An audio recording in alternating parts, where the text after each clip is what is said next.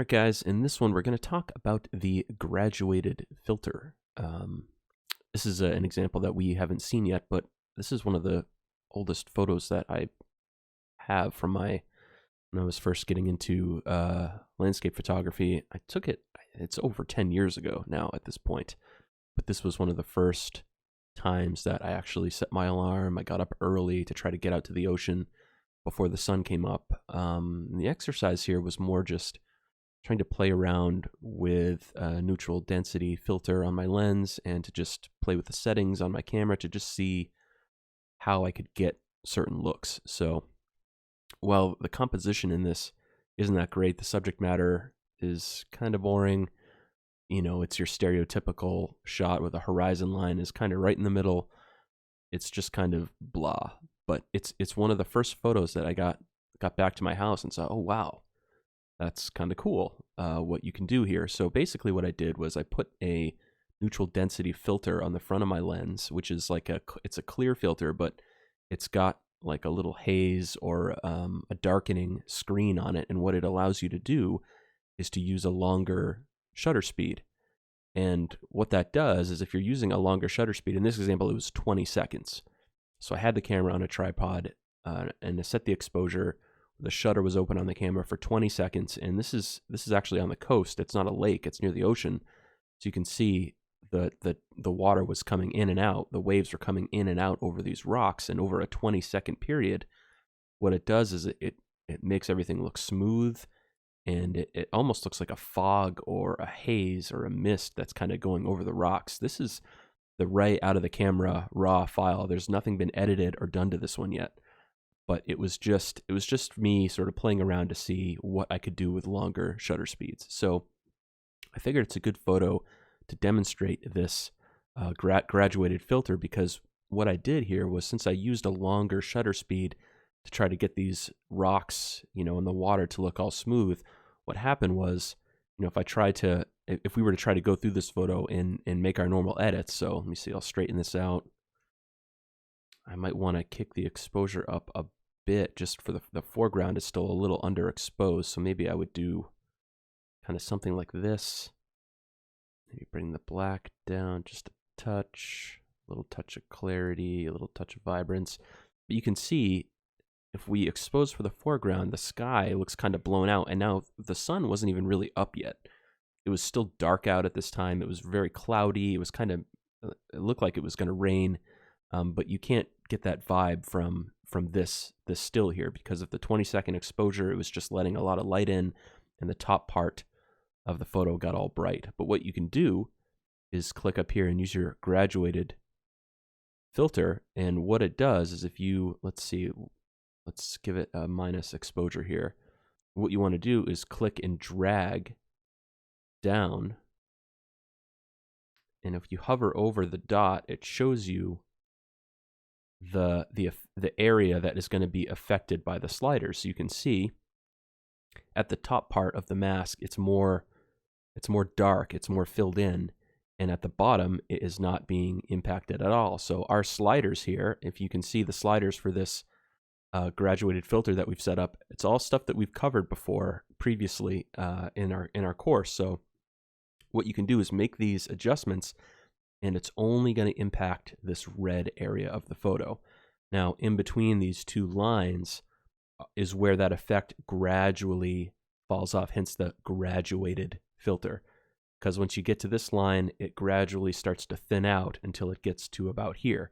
And as you can see, when I hover over these lines, you get the hands that show up that allow you to click and edit this. So if you want a more hard line to your filter, you can squish it up together like this, or if you want it more graduated, you can expand them out. But you know, I tend to leave it kind of about here, but it all depends on the photo that you're trying to do. And if we really drag the exposure down, you can see this effect now as I start to bring the clouds and the sky back. Now this looks a lot closer to what I was actually seeing that morning. But you can see we haven't impacted the lower part of our photo at all. If we can click and drag on this dot, you can even move it around and see how it works. Now they have these actual filters that you can put on the front of your lens. It's a physical piece of glass that has that that graduated, darkening part at the top, and then it gets lighter as you get down to the bottom to leave whatever's in the foreground exposed properly. You're allowed to use like a longer shutter speed and still keep the top part of your photo dark. So, and you can even rotate this around. As you see, when you get on the outside, you click and hold, you can spin it. So you could bring stuff in from the side if you wanted to, or completely flip it. So we've just darkened the bottom, which is kind of silly here, but that's how that works. So, and again, with these little edit pins here, once it's selected, you can press the delete key on your keyboard to remove it. And if you want to make another one, another trick you can do is hold down the shift key as you do it, and it will always be a straight line. If you don't hold down the shift key, you can drag in from like other sides, basically from any angle. If you drag up, the darkening will be on the bottom. You'll have to flip it around if you want to bring it back over to the top. So that's just the high level what the graduated filter does, and you can see it gives us access to all of the controls and tools that we've been using from our prior lessons in this course.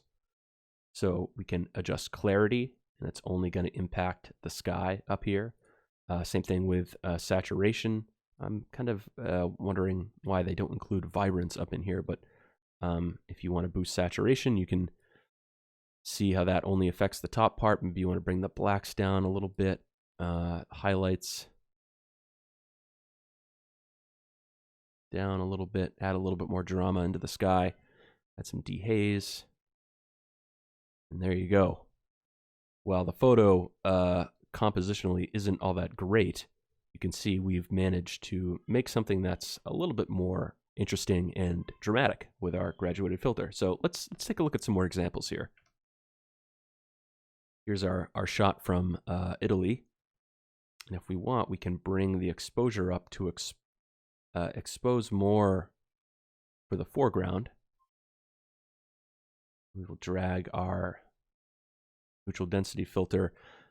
Sometimes by default, it will leave all the settings up that you used last. So maybe you would see clarity way up and blacks way down, and you might have sliders all over the place. And if you drag it in, that might not be what you want. So double clicking on the effect link will reset everything to 0, and then you can maybe drag the exposure down, which is mostly what I want to do here when I'm using this filter. I think 90% of the time I'm just using exposure to darken the sky up a little bit.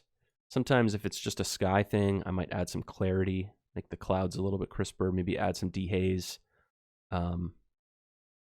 Occasionally I might boost saturation a bit, but you can see here, before, after.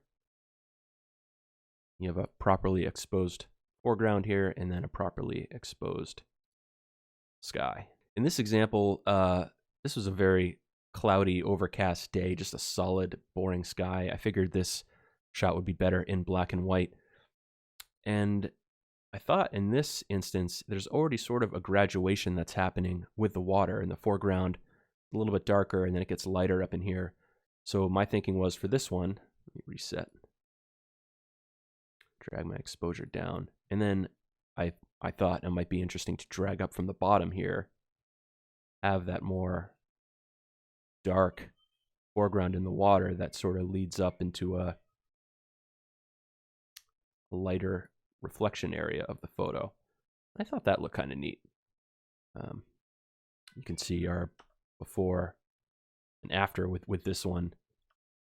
The filter and just some minor adjustments in Lightroom can really make this one a little bit better. Let's see if we have any more examples here. Here's one more. Another example where you might be trying to expose for down in here. Maybe you'd kick the exposure up a little bit, but then you're starting to look a little overexposed in the sky. No problem. Neutral density filter here to save the day. Do some clarity for the clouds to make those a little bit crisper. Maybe I'll drag the graduation up a little bit. Saturation.